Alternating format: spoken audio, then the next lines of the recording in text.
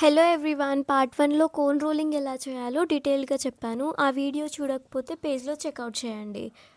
ఇప్పుడు cone filling ఎలా చేయాలో చూద్దాం. కోన్ ఫిల్ చేసేటప్పుడు ఒకేసారి ఫిల్ చేయాలి. పైపింగ్ బ్యాగ్ని తీసి మళ్ళీ ఫిల్ చేశారంటే కోన్లో ఎయిర్ బబుల్స్ వచ్చే ఛాన్సెస్ ఉంటాయి.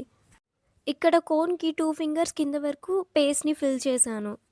ఇలా ఫిల్ చేసి టేప్ని స్టిక్ చేయాలి. ఇక్కడ నేను 3 టేప్ పీసెస్ స్టిక్ చేశాను లీక్ అవ్వకుండా. కోన్ని సీల్ చేసే ముందు టాప్ ఓపెనింగ్ దగ్గర స్మాల్ ఫోల్డింగ్ ఉంటుంది. ఫస్ట్ ఆ ఓపెన్ ఎడ్జ్ని లోపలికి 2 to 3 టైమ్స్ నీట్గా ఫోల్డ్ చేయాలి. ఈ ఫోల్డింగ్ వల్ల కోన్ ఓపెనింగ్ స్ట్రాంగ్ అవుతుంది, ఫిల్లింగ్ బయటికి లీక్ అవ్వదు. ఫోల్డింగ్ అయ్యాక మాత్రమే టేప్ పెట్టి సీల్ చేయాలి. అండ్ టిప్ దగ్గర కూడా కొంచెం టేప్ పీస్ స్టిక్ చేస్తే సీల్ చేశాక లీక్ అవ్వకుండా ఉంటుంది. సో ఇక్కడ చూడండి ఫ్లో ఎంత బాగుందో, డిజైన్ కూడా ఆటోమేటిక్గా నీట్గా ఫామ్ అవుతుంది.